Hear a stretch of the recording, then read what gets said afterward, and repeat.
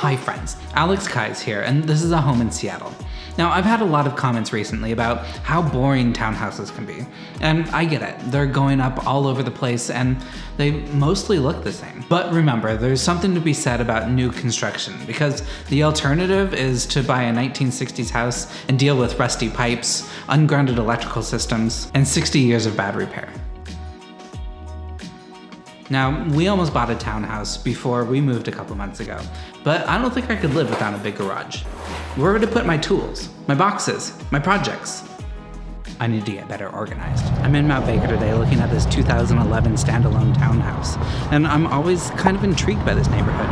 It kind of flies under the radar, but it gets its name because of the view of the mountain Baker up north, but I can never actually find the view. There is this nice view though. It's kind of upscale here, with a number of mid-century custom-built homes, some lakefront mansions, and beautiful tree-lined streets. So we can see the gap closing between solds and for sales, and this is a good thing for buyers.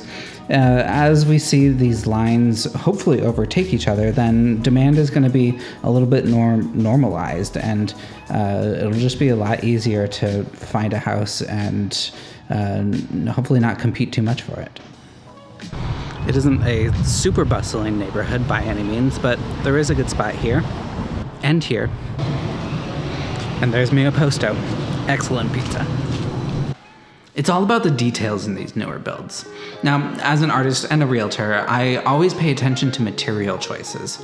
And a house with a diversity of interesting materials is always going to get me excited. Tile, concrete, wood, permeable pavers. That's not a material, but I do like them. This isn't even anything all that spectacular, but I do like the space, the colors, and the materials a whole lot more than those, kind of utilitarian townhouses that are going up everywhere. Not that I have anything against them. You can always add color, material, and substance to make them more interesting, like this one. So we have this big open space when you first come in. Just kind of an open layout with a door to the patio and a fully fenced yard. There is a bathroom on the main level, always a fan of that.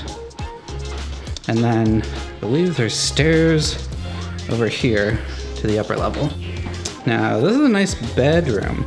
There are big windows, which is good for natural light, not great for privacy. And there's an ensuite bathroom. Here's the second bedroom. See, it's staged as a nursery. Adorable, with another ensuite. And look at these light switches. Nice big.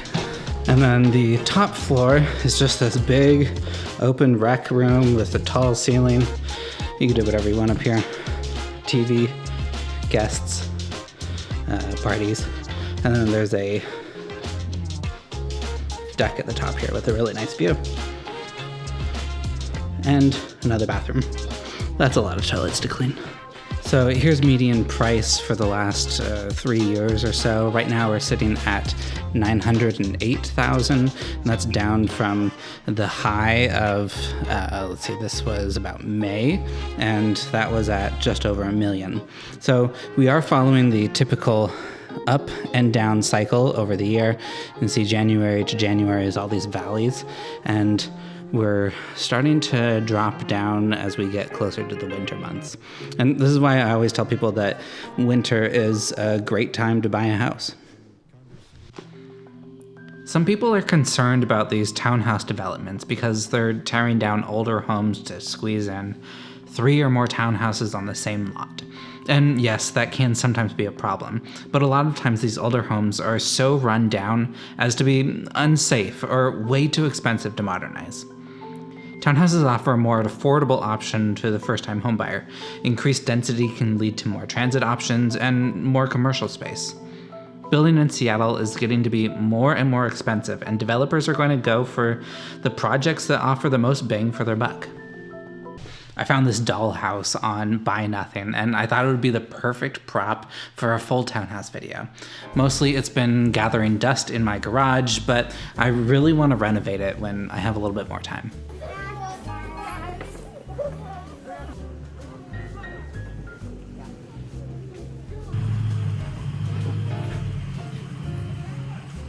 was so nice seeing a whole lot of you at our pumpkin patch party in Snohomish. Make sure that you subscribe for more videos and for future invitations to parties. I'm a big fan of putting your personal touch on a house. Not only does it make it feel more like home, but also a strategic project here or there can add some value to your home asset as well. I started with this kind of dank basement, and with a little bit of sweat equity and some help from a handyman, it's now a usable space for an Airbnb, home office, rec room, game room, YouTube studio, art studio, guest suite. I still have a number of projects to do, but about $3,000 got me flooring, recessed lighting, I removed a wall, and did lots of drywall repair. It's a usable space as a studio now, but I still want to add a pocket door here, install some cabinets for storage here, reface the fireplace here, and install a new closet system here.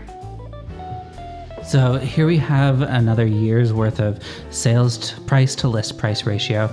And you can see it's been a long time since we've been hitting 100%, or since houses have been selling for under list price.